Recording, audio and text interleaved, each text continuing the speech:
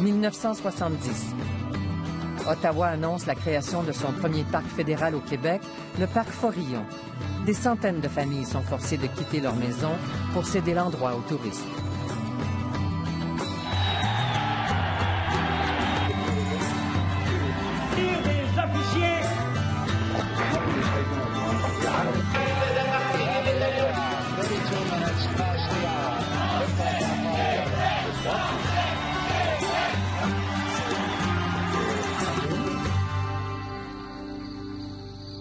Ici Anne-Marie Dussault, bienvenue à Tout le monde en parlait.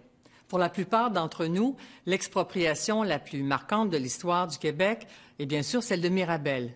Pourtant, au même moment, à 1000 kilomètres de là, en Gaspésie, a eu lieu une expropriation massive, dans la plus grande indifférence, une expropriation qu'on qualifiera de déportation. C'était pour la création du parc Forillon. C'est là qu'a commencé la bataille d'un jeune avocat journaliste de Gaspé. Un beau jour de juillet 1970, lorsqu'il se présente au palais de justice local pour le dépôt du plan d'expropriation de Forillon, une mauvaise surprise l'attend.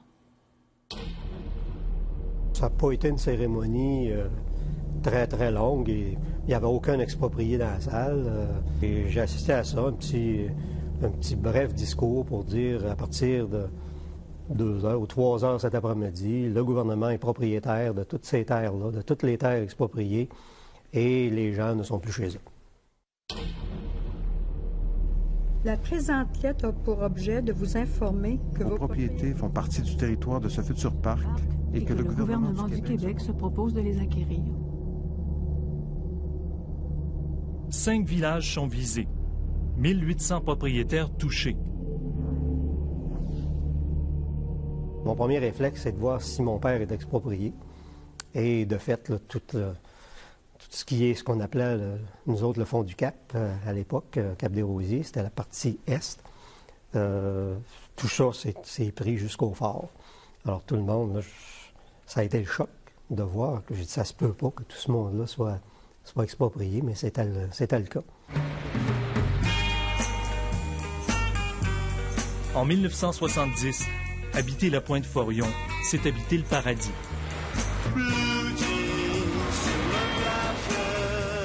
Je vois qu'on fait pas seulement... Oh, les beaux saumons! Je vois qu'on fait pas seulement que se baigner en Gaspésie. Non! Vous avez pris ça ce matin? C'était un endroit de rêve, mais il va devenir un cauchemar pour les victimes de l'expropriation. Il ne fallait pas salir la beauté du parc puis des alentours. On était torturés comme des nuisances, un peu. Quand ils sont arrivés et nous ont annoncé, bang, on va tout vous enlever, là. Bon, ça, c'est mon rêve de 50 ans que j'ai ici. Fernand Bouchard et Blanche Fortin sont parmi les expropriés. C'est presque comme la déportation des Acadiens, finalement, tu sais. J'ai toujours une douleur au cœur de partir de chez nous parce que j'ai construit ça de mes mains. Puis Robert Marois sera le premier directeur du parc. Il avait travaillé à en délimiter les contours.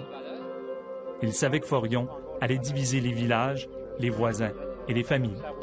Moi, je savais qu'il y aurait des problèmes de nature humaine à ce moment-là. L'expropriation, si ça va complètement de votre bord, c'est un heureux événement dans certains cas, mais dans d'autres cas, c'est un désastre.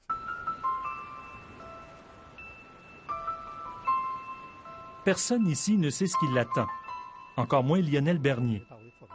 Après ses études en 1970, il rentre chez lui pour pratiquer le droit. Il n'a aucune idée que Forillon va devenir sa plus grande cause.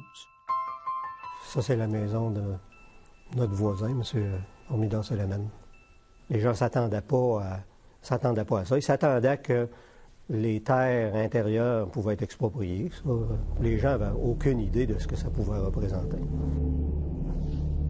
C'était la première fois qu'on expropriait d'un coup, sur le même endroit, dans un espace très court, une telle quantité d'expropriés.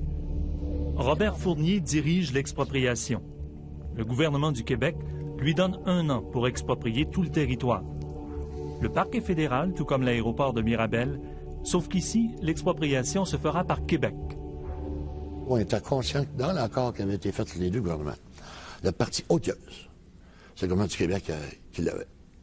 Monté au front, vider le territoire.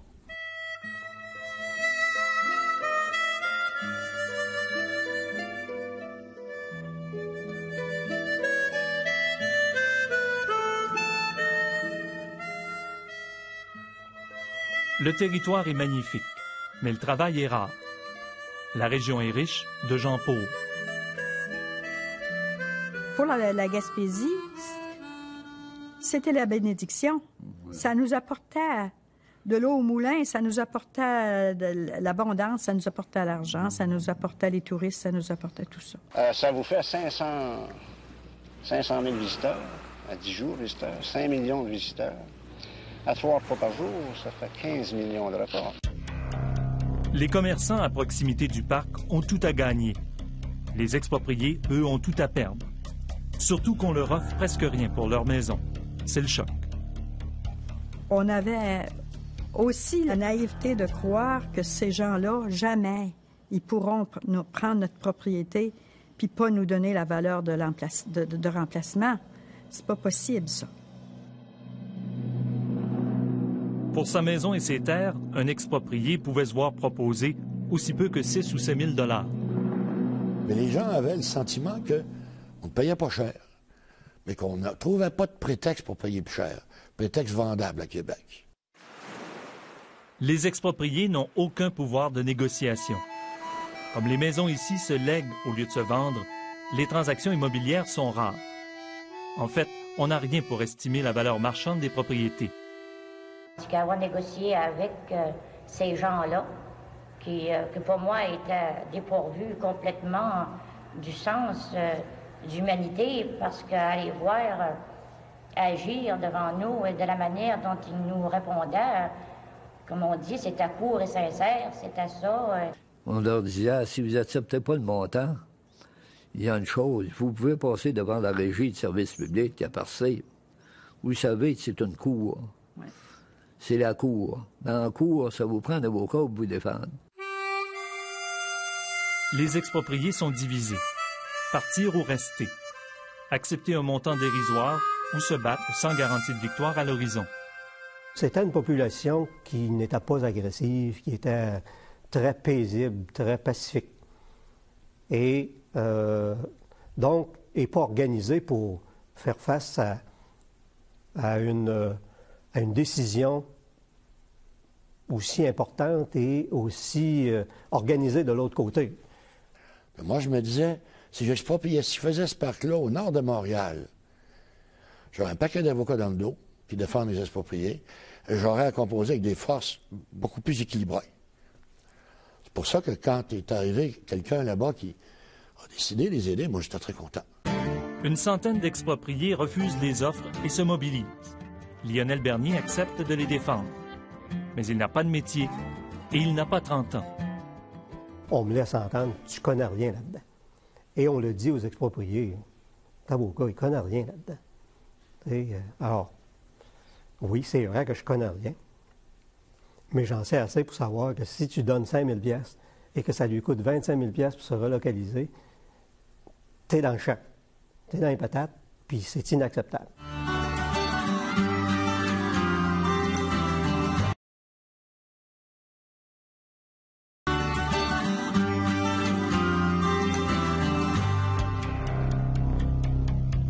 À l'automne 70, l'attention des médias est ailleurs. C'est la crise d'octobre. On ne construit pas le bonheur des humains dans le sang. Pendant que Montréal saute, Forion brûle. Les maisons sont rasées, puis incendiées. Blanche Fortin voit brûler de sa fenêtre la maison de ses beaux-parents. Et qu'est-ce qui s'est passé? La maison brûlait. Puis la maison de notre premier voisin à côté, c'est une grosse maison à 2 étages. Elle était en feu aussi. Puis en arrière, il y avait la grange de mon beau-frère qui était en feu, qui brûlait là aussi. Ça fait que ça, là, ça me partira jamais du souvenir, là. Alors, au fur et à mesure que les maisons se vidaient, que les gens disaient, ben moi, je quitte samedi, on avisait l'officier des parcs nationaux du Canada à Gaspé, M. Marois, et lui faisait démolir les maisons. Là, on pouvait entrer en action et puis défaire les maisons qui étaient là, les églises, toutes les propriétés qui étaient là.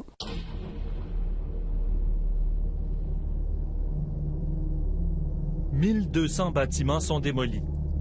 Le travail va se faire par les premiers employés du parc. Paradoxalement, ce sont des expropriés. Pour travailler dans le parc, il fallait que tu aies quitté. Donc, tant que tu n'avais pas quitté, tu ne pouvais pas travailler dans le parc. Et le travail qu'ils avaient à faire, c'était de démolir les propriétés. Le plus dur pour moi, c'est quand ils m'ont envoyé brûler sur ma maison. Toi-même qui l'as brûlé. C'est inhumain. J'étais contre-maître pour le parc, puis le soir, 8 mois. J'ai engagé du monde. Je faisais travailler ces gens-là. Je leur faisais... ils compensaient un petit peu pour la perte de leur patrimoine, puis ainsi de suite. Alors, moi, j'avais pas le sentiment de léser ces gens-là. Moi, personnellement. Des parties entières de villages sont démolies. Cap-des-Rosiers-Est disparaît.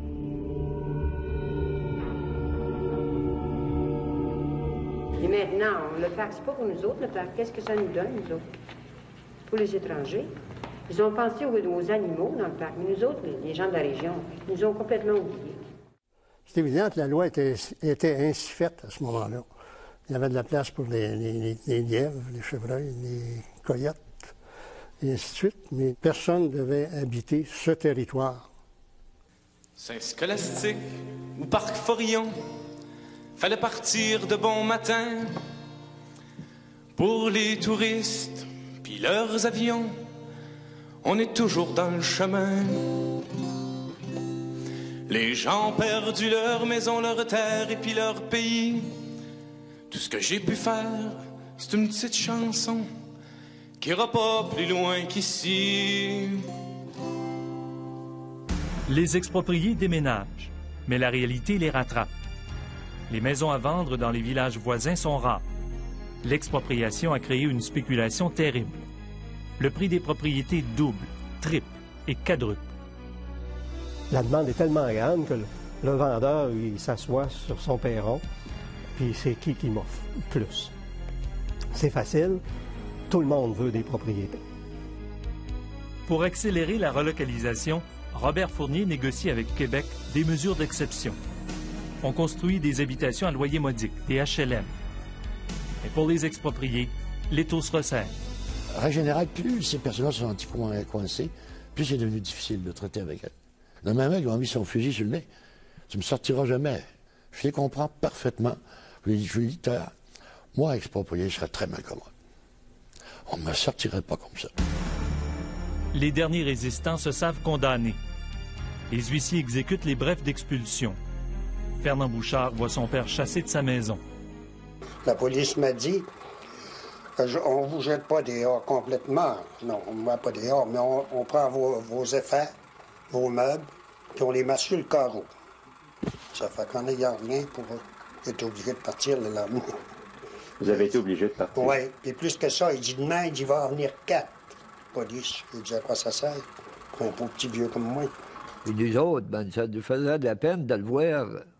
Nous autres, on était préparés parce qu'on le voyait rester là seul. Puis il s'entêtait à ne pas sortir. Ils ne pourront jamais venir prendre possession de ma propriété de même. Mais il t'assure que le gouvernement n'aurait pas pu mettre la main sur la propriété d'une personne puis l'envoyer dehors. Pour les expropriés arrachés à leur bout de terre, la bataille semble perdue d'avance. La majorité ont accepté les offres, à reculons. Ils ne sont plus que 150 à se battre devant les tribunaux. C'est leur dernier espoir. À l'automne 72, leur cause se transporte à Percé, devant la Régie des services publics. J'ai des adversaires de taille et j'ai une batterie d'experts contre moi. Et des spécialistes, ils ont fait ça toute leur vie. Face à une machine qui est tellement organisée, moi, j'ai rien pour défendre les expropriés. Ils veulent même pas me remettre une copie de leur dossier. J'ai même pas le dossier pour pouvoir évaluer, pour pouvoir examiner la façon dont ils ont évalué ça. Les avocats du gouvernement défendent leurs offres. Lionel Bernier attaque leurs évaluations. Le juge Dorion entend les parties. Là, j'ai senti, après 1 heure, qu'il avait très bien perçu le déséquilibre énorme entre les forces du gouvernement contre lesquelles je me battais et moi-même, moi et mon exproprié qui est assis à côté de moi, qui ne comprend rien de ce qui se dit là, et qui me regarde puis qui m'implore presque, lâche pas.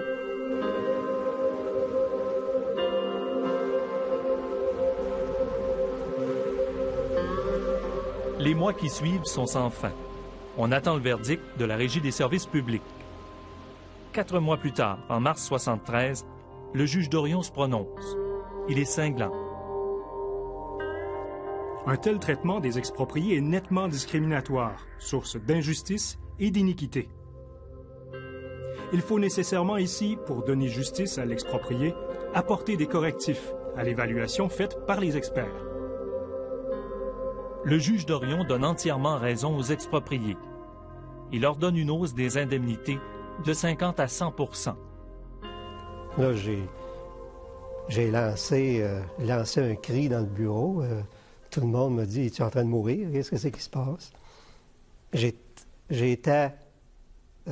J'avais jamais ressenti une victoire comme celle-là.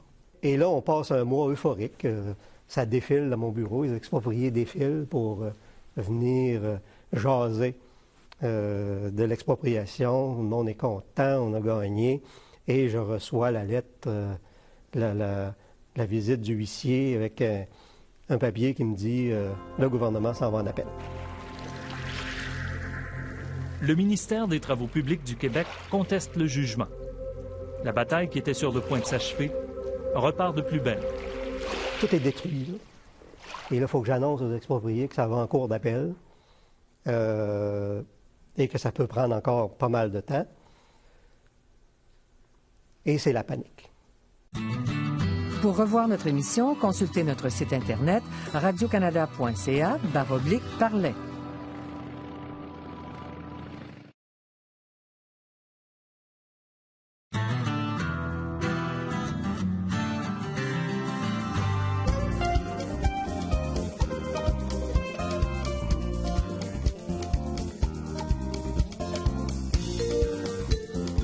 Alors que les expropriés quittent le parc Forion, les touristes arrivent. Pour eux, c'est l'enchantement total. Mais durant la même période au Nouveau-Brunswick, d'autres expropriés manifestent. Ils sont victimes de la création d'un autre parc national, le parc Couchibougouat. Pour le fédéral, cela devient clair, les expropriations vont nuire à la création de nouveaux parcs. Forion, Couchibougouat, tous les parcs où il y a eu des problèmes humains, on fait en sorte que la loi a été revue, réétudiée, soumise à nouveau aux audiences publiques et ainsi de suite, et remodelée selon les besoins du jour. Au printemps 1973, les expropriés de Forion ont toute une surprise. En lisant le journal, ils apprennent que la loi fédérale des parcs sera révisée.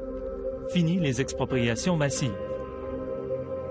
Comme on dit québécois, un coup de vache. Dans le sens que, là, écoutez, on a peut-être sorti du monde qui aujourd'hui resterait. On a peut-être sorti du monde qui serait resté pour avoir un emploi ou qui a eu un emploi parce qu'ils sont restés. Pour les expropriés, c'est un nouvel affront. Une raison de plus pour se battre en cour d'appel. L'opinion publique est galvanisée. Trop, c'est trop. Mais les expropriés devront attendre encore 2 ans avant que la Cour d'appel du Québec ne se prononce. Ce sera en avril 1975. Là encore, je reçois un appel. On me dit la Cour d'appel a rendu ses jugements. Même panique, même sentiment que j'ai tout perdu. Et on me dit vous avez gagné et dans certains cas, ça va au-delà de ce que vous avez demandé.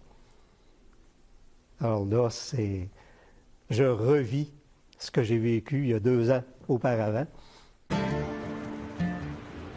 La victoire est sans équivoque. La Cour d'appel confirme le jugement de la Régie des services publics. Les expropriés de Forion qui s'étaient battus en justice pourront enfin toucher leur dû. 5 ans après le début de l'expropriation. Leur indemnité passera du simple au double, et parfois plus dans certains cas. Mais pour ceux qui avaient accepté les offres, la réalité est tout autre. Bien, tous ceux qui avaient déjà signé, qui avaient vendu leur propriété, voulaient revenir en arrière, faire rouvrir leur dossier. Fait que là, c'était difficile, parce que quand tu as vendu ta propriété, c'est difficile de vouloir la revendre une deuxième fois. Fait qu'il a fallu se battre, faire des manifestations. Ils vont finalement confronter le nouveau ministre des Travaux publics, William Tetley, et ils obtiendront une réouverture de tous les dossiers. Les expropriés de Forillon ont pu retrouver une certaine fierté. On les traitait comme rien, on les traitait comme des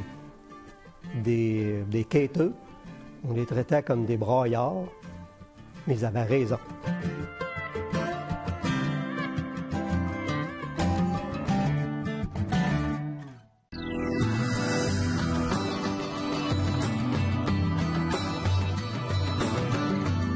Il faut se battre. On peut perdre en cours de route, mais tu te relèves, tu recommences.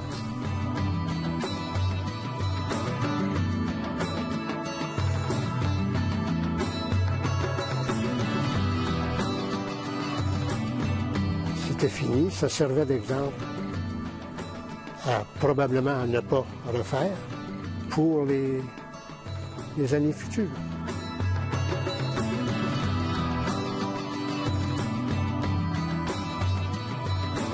C'est magnifique, c'est beau le parc Forillon, mais vous y avez enlevé l'âme.